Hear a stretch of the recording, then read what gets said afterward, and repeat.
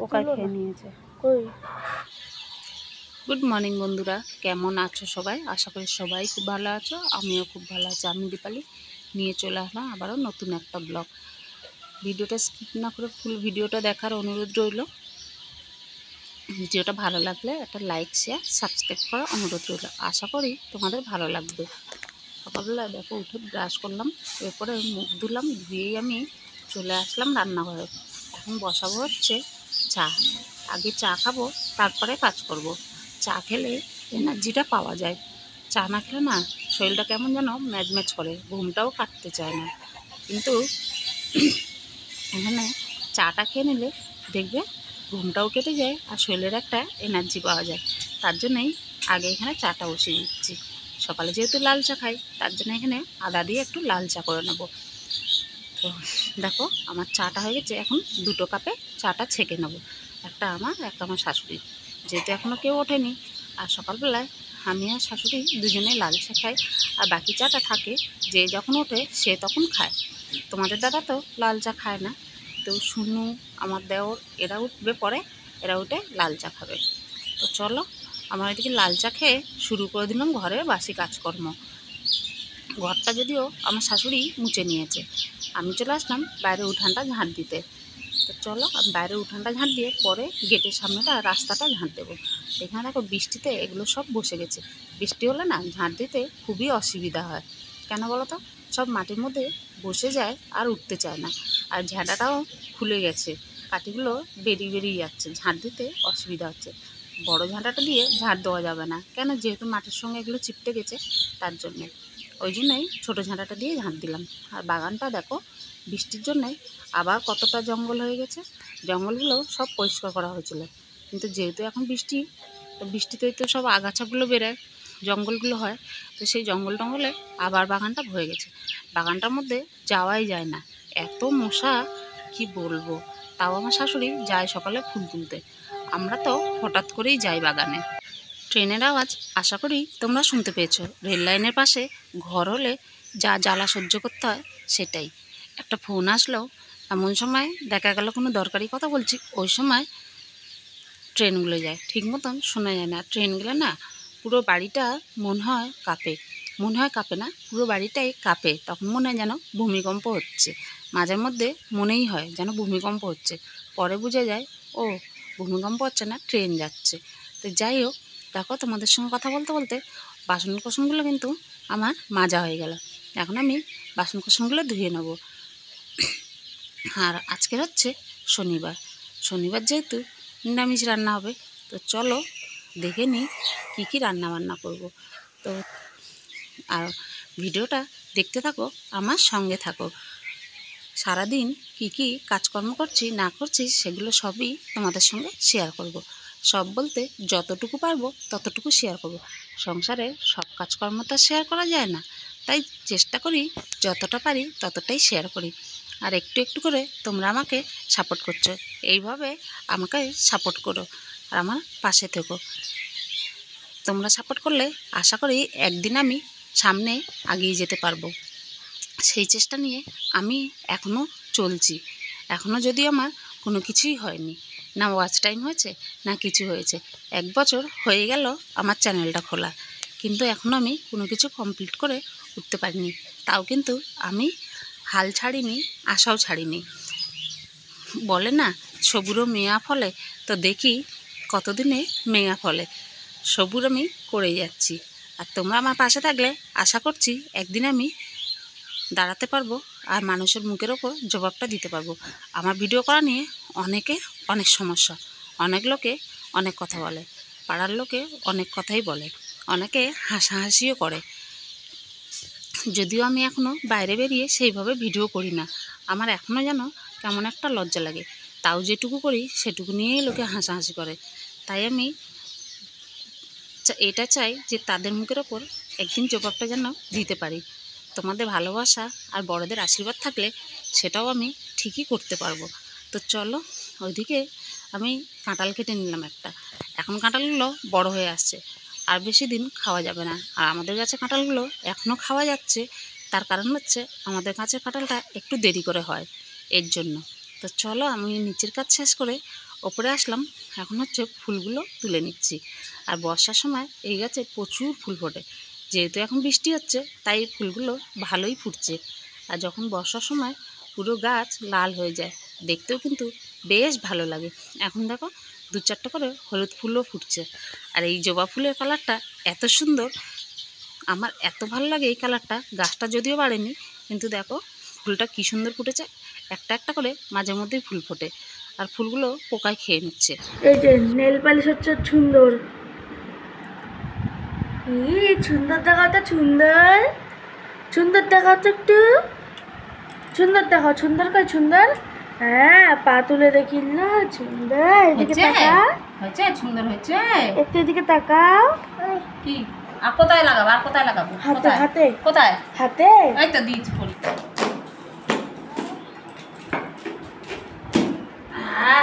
কুমড়োটা সেই আছে রে, ফাটা কুমড়ো হেভি আছে কুমড়োটা। এই কুমড়ো বড়া খেতে সেই লাগবে, হেভি মিষ্টি হবে। বন্ধ করে অনেকটা বেলা হয়ে গেছে, আর আমি চলে এসেছি রান্নাঘরে। রান্নাবান্না বসিয়ে দিলাম। তো তোমরা দেখতে থাকো আজকে কি রান্নাবান্না হচ্ছে শনিবার নিরামিষে।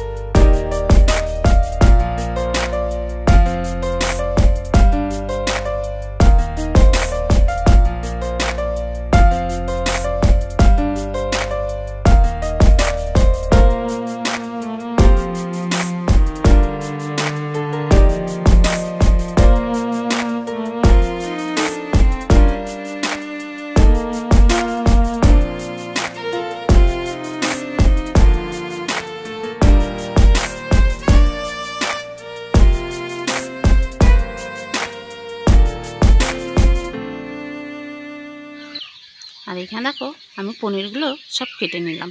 অনেকটাই পনির নিয়ে এসেছিলো, ভাবছিলাম যে অর্ধেক পনির রেখে দেবো, কিন্তু যেহেতু পনিরটা কদিন হয়ে গেছে, তোমাদের দাদা নিয়ে এসেছিলো মনে হয় বৃহস্পতিবার, বাবু শুক্রবার আসবে বলে বৃহস্পতিবার পনিরটা এনে রেখেছিলো, যে অনেক দিন ছেলেটা বাড়িতে নেই, মামার বাড়িতে গেছিলো, আসলে শনিবারও দিয়ে খাবে তার জন্যে।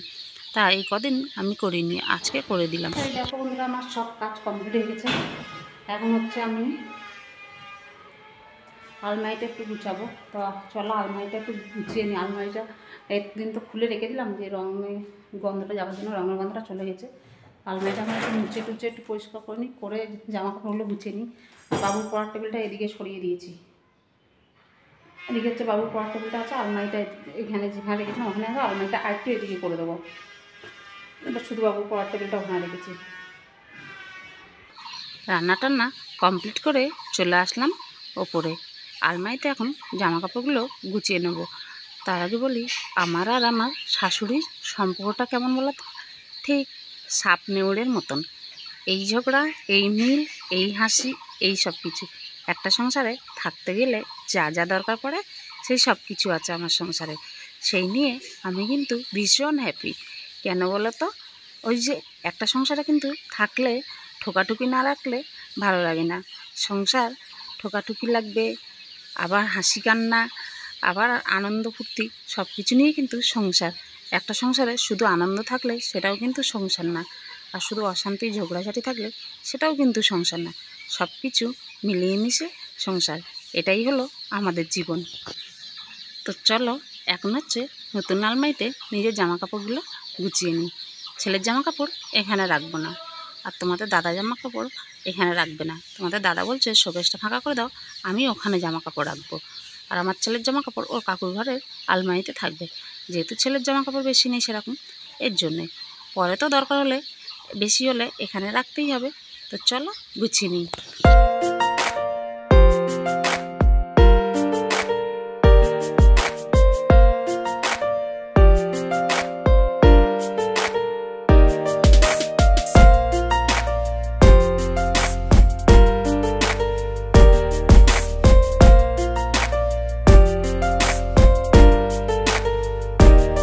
দেখো বন্ধুরা, আমার আলমারিটা কিছুটা গুছানো আছে, সব গুছানো হয়নি। তা যা ভালো শাড়ি আছে সব দেখো এই যে এদিক দিয়ে রেখেছি। এই যে এই থাকটার মধ্যে সব ভালো শাড়ি রেখেছি, দেখতে পাচ্ছ। আর এখানে রেখেছি হচ্ছে আমার ওড়নাগুলো সব, এই যে। আর এখানে হচ্ছে এই নিচের থাকে রাখবো সব চুড়িদারগুলো, কয়েকটা এখানে রেখেছি। আর এই ব্যাগটার মধ্যে রেখেছি হলো সব হচ্ছে সায়া আর ব্লাউজগুলো এই ব্যাগের মধ্যে আছে। আর কাপড়ের ব্যাগগুলো সব খালি করে বাকি কাপড়গুলো সব ভালো কাপড়গুলো এখানে রেখে দিয়েছি। আর এই জায়গাটা ফাঁকা আছে, এখনও চুড়িদারগুলো আছে, সেগুলো ঢুকাতে, যেগুলো শোকেসের মধ্যে ছিল সেগুলো নিয়ে এসে, যেগুলো ওই ঘরে আলমারিতে ছিল সেগুলো সব বার করে নিয়ে এসেছে। আর যেগুলো শোকেসের মধ্যে আছে সেগুলো এখন বার করা নেই, শোকেসগুলো বার করবো পরে, কালকে, আজকে রান্না। আর এখানে রেখেছি সব অর্ডিনারি শাড়িগুলো, কয়েকটা অর্ডিনারি শাড়ি এখানে রেখেছি, বাকি আরও তো সব শোকেসের মধ্যে আছে, তো সেগুলো সব এখানে রাখতে হবে। তো এই যে দেখতে পাচ্ছ অর্ডিনারি শাড়িগুলো শুধু এখানে, আর ভালো শাড়িগুলো নিচের তাকে রেখেছি। অর্ডিনারি শাড়িটা রাখলে এইটা পুরোটাই ভরে যাবে। তো যত জামা কাপড় আছে আমার, তো তোমাদের দাদা ওই জন্য বলে তোমাকে আর জামা কাপড় কিনে দেবো না, তুমি আগে শেষ করো, ছেড়ো এগুলো পরে তারপরে। তো পরে তো হয়ই না, যাই হোক। তো এখানে অর্ডিনারি শাড়িগুলো রাখলাম, এখানে ভালো শাড়িগুলো রাখলাম, নিচের তাকে রাখবো চুড়িদার, মানে 3টে থাক আমার পুরো লেগে যাবে, দেখছো। আর এই নিচের থাকটা আর এই থাকটা থাকবে শুধু ফাঁকা। তো দেখতে পাচ্ছ কী অবস্থা, 3টে থাকেই আমার ভর্তি হয়ে গেছে। তো চলো আজকে এতটুকু গুছালাম, আবার পরে গুছাবো। তো এই যে দেখো বন্ধুরা, আলমারি গুছিয়ে আমি একটু শর্ট করলাম, তারপরে হচ্ছে এখন ড্রেস ফ্রেস চেঞ্জ করে দেখো শুয়ে পড়েছি। আজকে আবার প্রচণ্ড গরম, প্রচণ্ড রোদ্দুর। কালকে রাত্রে আর বৃষ্টি হয়নি মনে হয়, আমি টের পাইনি যদি রাত্রে বৃষ্টি হয়ে থাকে। অল্প একটু বৃষ্টি হয়েছে, না হয়েছিল অল্প একটু বৃষ্টি হয়েছিল রাত্রে, তারপরে কিন্তু আর কোনো বৃষ্টি নেই, অল্প একটু বৃষ্টি হয়েছে, আর কোনো বৃষ্টি নেই। আজকে রোদ্দুরটা উঠেছে কড়া, আর প্রচণ্ড গরম। এই গতকালের ওয়েদারটা বেশ ঠান্ডা ঠান্ডা ছিল, বেশ আরামদায়ক ছিল। আজকে আবার প্রচণ্ড গরম। তো এখন আমি একটু শুয়ে পড়েছি, ফ্যানটা চালিয়ে ড্রেসটা চেঞ্জ করলাম, নাইটিটা চেঞ্জ করলাম, করে এখন একটু শুয়ে পড়লাম। বাবাই খেয়ে দিয়ে নিচে টিভি দেখছে, একটু পরে ওকে ডাক দেবো। আমি তো এখনই ঘুমাবো না, আমার এখন বাজে 2:10, তো আমার ঘুমাতে 3টে 3:30 বেজে যায়। তো এখন একটু মোবাইল দেখবো, এই করবো। তো বাবাইকে ডাক দেবো, ওর স্কুলের হোমওয়ার্কগুলো দিয়েছে, এতদিন স্কুলে ছুটি গেল, এতদিন স্কুলে হোমওয়ার্ক দেয়নি। এই ও মামা বাড়ি থেকে আসার আগের দিন স্কুলের হোমওয়ার্ক দিল, মানে এতদিন 1 মাসের ওপরও ছুটি গেল, তখন কিন্তু স্কুলের হোমওয়ার্কগুলো দেয়নি। 10 তারিখ থেকে শুনছি স্কুল খুলবে, আর এখন স্কুলের হোমওয়ার্কগুলো দিয়েছে। কতগুলো হোমওয়ার্ক দিয়েছে, এত তাড়াতাড়ি কি বাচ্চারা কমপ্লিট করতে পারে বলো? আগের থেকে হোমওয়ার্কগুলো দেওয়া উচিত ছিল, তাহলে আস্তে ধীরে করতে পারতো বাচ্চা কাচ্চা।